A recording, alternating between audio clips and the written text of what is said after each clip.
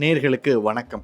தமிழ் ஜனம் digital exclusive நிகழ்ச்சிக்கு உங்களை வரவேற்கிறோம். இஸ்ரேலினுடைய ஹைஃபா நகரத்தை கைப்பற்றி கொடுத்த இந்திய வீரர்களின் தியாகத்தை இன்றளவும் இஸ்ரேல் கொண்டாடி வருகிறது. இதனால தங்களுடைய பாட புத்தகத்தில் இந்திய வீரர்களின் பெயரை இடம்பெற செய்ய போகிறோம் அப்படின்னு ஹைஃபா நகரத்தினுடைய மேயர் குறிப்பிட்டிருக்கிறார். இந்திய வீரர்கள் அப்படி என்ன செய்தாங்க, அந்த ஹைஃபா நகரத்தை மீட்டு கொடுத்த கதை என்ன, இது குறித்து தான் இன்றைக்கு பார்க்க இருக்கிறோம். இதை விரிவாக பார்ப்பதற்கு முன்பாக தமிழ் ஜனம் யூடியூப் சேனலை சப்ஸ்கிரைப் பண்ணலைன்னா உடனே சப்ஸ்கிரைப் பண்ணிடுங்க. இரண்டாம் உலகப் போர் காலத்தில் பிரிட்டிஷ் இராணுவத்திற்காக இந்திய இராணுவ வீரர்கள் பல இடங்களில் போர் புரிந்து வந்தன. அப்படி ஒரு இடம்தான் இஸ்ரேலில் இருக்கக்கூடிய ஹைஃபா நகரம். தங்களுடைய உயிரை தியாகம் செய்து இஸ்ரேலுக்காக ஹைஃபா நகரை மீட்டு கொடுத்தவர்கள் தான் இந்திய இராணுவ படையின் 15வது குதிரைப்படை பிரிவு. இது எப்படி நிகழ்ந்தது அப்படின்னு பார்ப்போம். இரண்டாம் உலகப் போர் ரொம்ப உக்கிரமாக இருந்த காலகட்டத்தில் மத்திய கிழக்கில் நேசப்படைகள், அந்த பிரிட்டிஷ் இருக்கக்கூடிய அந்த நேசப்படைகளுடைய அந்த முன்னேற்றத்தை தடுப்பதற்காக ஜெர்மன் தலைமையிலான நாஜி படைகள் பல்வேறு நடவடிக்கையை எடுத்து வந்தன. குறிப்பாக மத்திய கிழக்கில் இருக்கக்கூடிய எகிப்தின்ல சூயஸ் கால்வாயை கைப்பற்றுவதற்காக அவங்க பெருமளவில் திட்டமிட்டன. ஏன் அப்படின்னா, பிரிட்டிஷ் படை மத்திய கிழக்கில் வேகமாக முன்னேறுவதற்கு சூயஸ் கால்வாய் ரொம்ப முக்கிய பங்கு வகித்தது.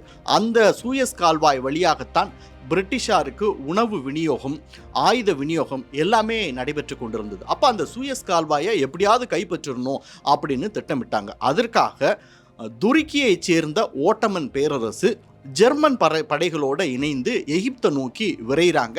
அங்கே சூயஸ் கால்வாய் கிட்டெல்லாம் சண்டை உக்கிரமாக இருக்குது. பாலஸ்தீனத்துக்கிட்ட சண்டை நடக்குது.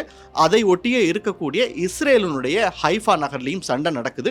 ஒரு கட்டத்தில் ஹைஃபா நகரத்தை ஜெர்மன் படைகள், அந்த ஆட்டமன் பேரரசு தலைமையிலான ஜெர்மன் படைகள் கைப்பற்றுகின்றன. இப்போ இந்த பிரிட்டிஷ்க்கு என்ன அப்படின்னா, அந்த ஹைஃபா நகரத்தை மீட்க வேண்டும் அப்படிங்கிறதுக்காக இந்திய இராணுவத்தில் இருக்க 15வது குதிரைப்படை பிரிவு அனுப்புகிறாங்க. இந்த 15வது குதிரைப்படை பிரிவு 2 பிரிவாக செயல்படுது. ஒன்று மைசூர் லான்சர்ஸ், இன்னொன்று ஜோத்பூர் லான்சர்ஸ். இந்த 2 பிரிவாக அங்கே ஹைஃபா நகருக்கு போகிறாங்க. மேஜர் தல்பத் சிங் ஷெகாவத் தலைமையில் தான் இந்த 2 குதிரைப்படை பிரிவும் ஹைஃபா நகரத்தை நோக்கி செல்கிறாங்க. அங்கே அவங்க ஒரு இராணுவ திட்டமிடலை செயல்படுத்துகிறாங்க. என்ன அப்படின்னா, மைசூர் லான்சர்ஸ் நேரடியாக ஹைஃபா நகரத்துக்கு உள்ளே போய் ஓட்டமன் இராணுவ வீரர்களை தாக்குதல் நடத்துகிறாங்க. மற்றொரு ஜோத்பூர் லான்சர்ஸ் என்ன பண்ணுறாங்க அப்படின்னா, ஹைஃபா நகரத்தை பின்புறமாக சுற்றி வளைத்து அங்கு இருக்கக்கூடிய ஜெர்மன் இயந்திர துப்பாக்கி படைப்பிரிவை பின்னாலிருந்து தாக்கணும். இதுதான் திட்டம். ஸோ போர் உக்கிரமடையுது. ஒரு கட்டத்தில் என்ன ஆகுது அப்படின்னா, குறைந்த வீரர்களே கொண்ட இந்திய குதிரைப்படை பிரிவு அந்த ஓட்டமன் பேரரசின் இராணுவத்தை தெறிக்க விடுறாங்க. கிட்டத்தட்ட இந்திய குதிரைப்படையில் 8 பேர் மட்டுமே இறக்குறாங்க. ஆனால் ஓட்டமன் பேரரசின் 1200 வீரர்களை சுற்றி வளைத்து அவர்களை கைது செய்து ஹைஃபா நகரத்தை மீட்கிறாங்க. இந்த சண்டையில் மேஜர் தல்பத் சிங் ஷெகாவத் மரணம் அடைகிறாரு. இன்னைய வரைக்கும் ஹைஃபா நகரத்தினுடைய ஹீரோவாக அவர் போற்றப்படுகிறார்கள்.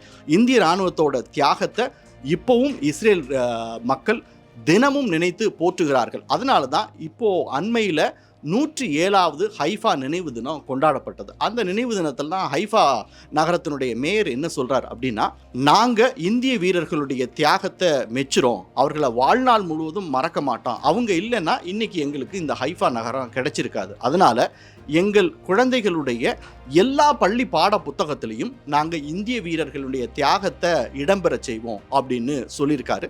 இது வரலாற்றில் நிச்சயமாக நினைவு கூறக்கூடிய ஒரு உண்மை.